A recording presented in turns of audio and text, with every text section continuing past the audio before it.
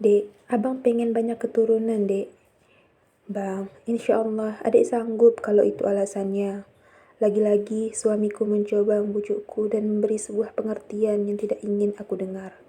Semua yang dia sampaikan adalah sebuah kedustaan yang tidak ingin yang dia inginkan hanyalah menyalurkan nafsunya pada wanita yang berbeda. Itu saja. Namun, sebagai seorang istri, aku tidak ingin kata-kata kasar keluar dari lisanku. Memangnya udah ada bang calonnya? Tanyaku penasaran. Hanya penasaran, bukan sebuah bentuk pertanyaan yang menyetujui permintaannya. Ada dek, seorang wanita di pulau seberang, jawab suamiku tampak sedikit bersemangat. Namun mendengar jawaban suamiku, lagi-lagi hatiku malah dipenuhi oleh sesak. Aku hanya menggeleng, tanda tidak setuju dengan keinginan suamiku. Sudah bisa kutebak sebagaimana jalur mereka berkenalan. Suamiku memang banyak mengisi kajian dalam dan sekitar provinsi. Namun, untuk dapat kenalan sampai ke seberang pulau, sudah bisa kutebak dia pasti ta'aruf jalur sosial media. Tentu ta'aruf yang dilakukan suamiku berbeda dengan ta'aruf yang ma'ruf. Bisa kalian bayangkan bukan? Seorang yang katanya berilmu dan pendakwah tersebut harus terjun payung, merendahkan diri sendiri dengan chattingan akhwat yang berkeliaran di sosial media. Bukankah siapa saja bisa terlihat solih dan solihah di media sosial? Ya, sama halnya seperti suamiku. Ya Allah, inikah lelaki yang selama ini kucintai dengan sepenuh hatiku. Dek, ini bukan soalnya cantik kok, dek.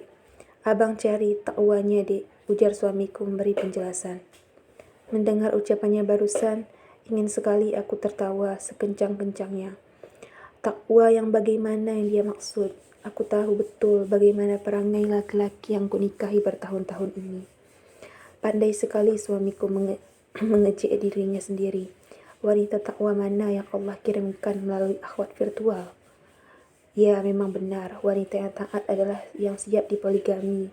Namun suami yang baik dan taat pada Allah juga tidak bermudah-mudah dalam berpoligami, bukan? Tidak ada sama sekali keterpaksaan di sini. Tidak ada hal yang darurat. Melalui rahimku, Allah masih berikan kami 3 momongan. Aku juga masih bisa melayani syahwatnya. Aku bukan wanita yang sakit-sakitan, alhamdulillah. Aku juga bukan wanita yang buruk rupa, bukan wanita udik yang dia pungut dari pinggir desa. Lalu apa alasannya membuatnya begitu tergesa-gesa hingga melampaui batas kesanggupannya? Beberapa minggu akhirnya setelah suamiku mengutarakan keinginannya, aku sempat ingin berniat melarikan diri dari rumah. Tidak kuat rasanya menerima kenyataan ini.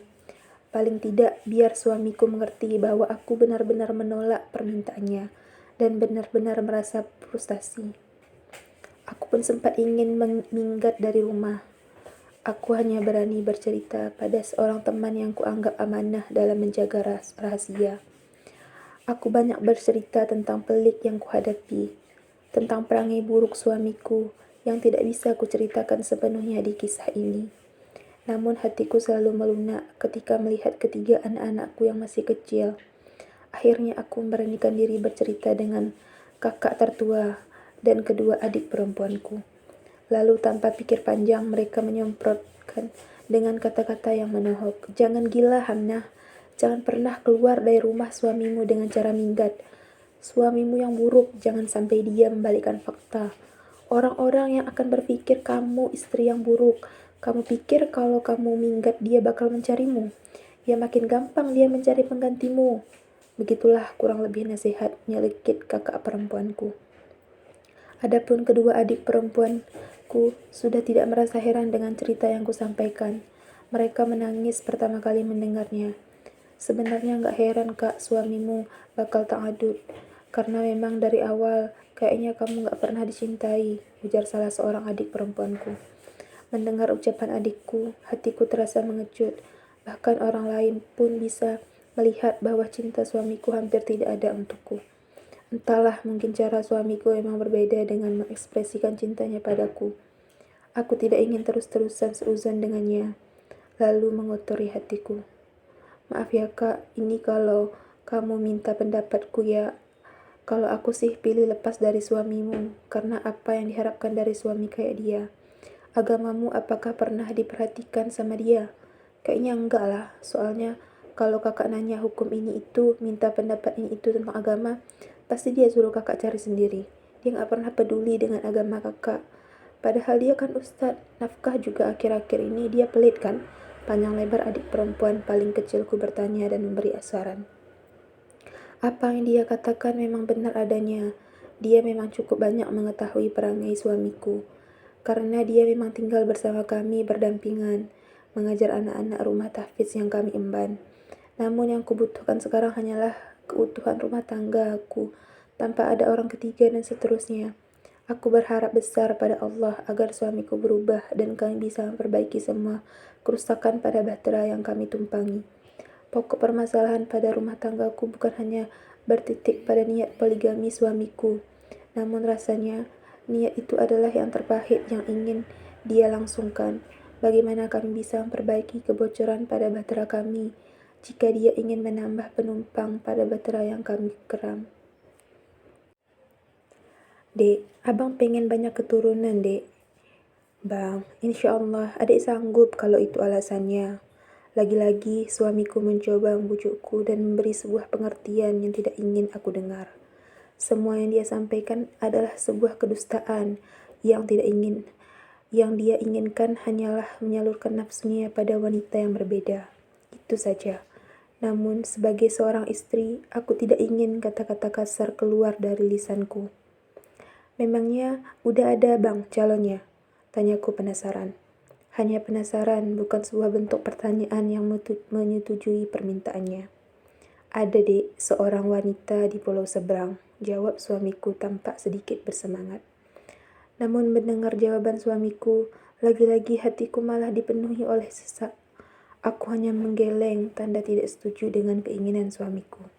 Sudah bisa ku tebak sebagaimana jalur mereka berkenalan. Suamiku memang banyak mengisi kajian dalam dan sekitar provinsi. Namun, untuk dapat kenalan sampai ke seberang pulau, sudah bisa kutebak dia pasti ta'aruf jalur sosial media. Tentu ta'aruf yang dilakukan suamiku berbeda dengan ta'aruf yang ma'ruf. Bisa kalian bayangkan bukan? Seorang yang katanya berilmu dan pendakwah tersebut harus terjun payung, merendahkan diri sendiri dengan chattingan akhwat yang berkeliaran di sosial media. Bukankah siapa saja bisa terlihat solih dan solihah di media sosial? Ya, sama halnya seperti suamiku. Ya Allah, inikah lelaki yang selama ini kucintai dengan sepenuh hatiku. Dek, ini bukan soalnya cantik kok, dek. Abang cari takwanya, dek, ujar suamiku memberi penjelasan. Mendengar ucapannya barusan, ingin sekali aku tertawa sekencang-kencangnya. Takwa yang bagaimana yang dia maksud?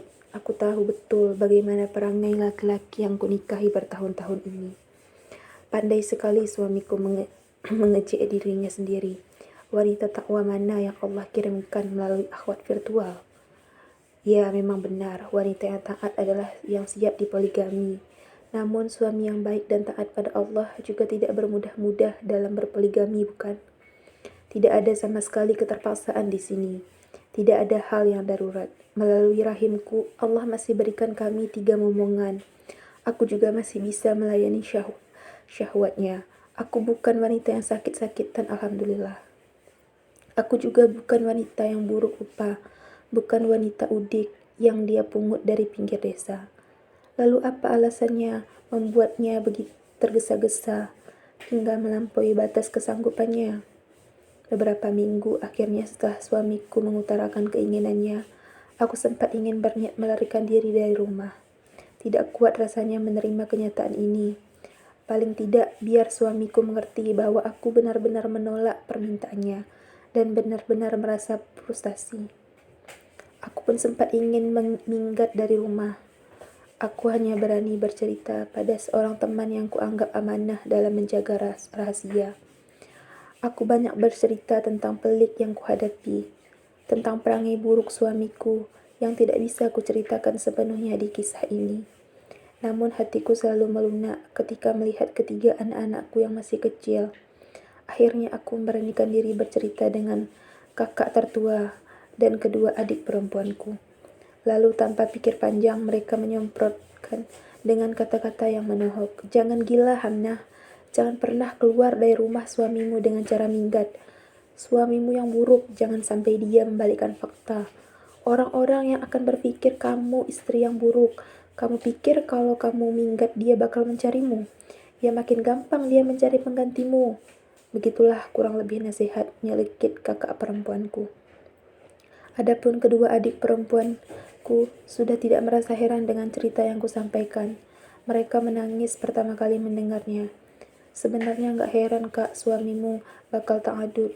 Karena memang dari awal kayaknya kamu nggak pernah dicintai, ujar salah seorang adik perempuanku. Mendengar ucapan adikku, hatiku terasa mengecut. Bahkan orang lain pun bisa melihat bahwa cinta suamiku hampir tidak ada untukku. Entahlah, mungkin cara suamiku memang berbeda dengan mengekspresikan cintanya padaku. Aku tidak ingin terus-terusan seuzon dengannya, lalu mengotori hatiku. Maaf ya kak, ini kalau kamu minta pendapatku ya. Kalau aku sih pilih lepas dari suamimu, karena apa yang diharapkan dari suami kayak dia. Agamamu apakah pernah diperhatikan sama dia? Kayaknya enggak lah, soalnya kalau kakak nanya hukum ini itu, minta pendapat ini itu tentang agama, pasti dia suruh kakak cari sendiri. Dia gak pernah peduli dengan agama kakak. Padahal dia kan ustadz, nafkah juga akhir-akhir ini dia pelit kan? Panjang lebar adik perempuan paling kecilku bertanya dan memberi saran. Apa yang dia katakan memang benar adanya. Dia memang cukup banyak mengetahui perangai suamiku. Karena dia memang tinggal bersama kami berdampingan, mengajar anak-anak rumah tahfiz yang kami emban. Namun yang kubutuhkan sekarang hanyalah keutuhan rumah tangga aku, tanpa ada orang ketiga dan seterusnya. Aku berharap besar pada Allah agar suamiku berubah dan kami bisa memperbaiki semua kerusakan pada bahtera yang kami tumpangi.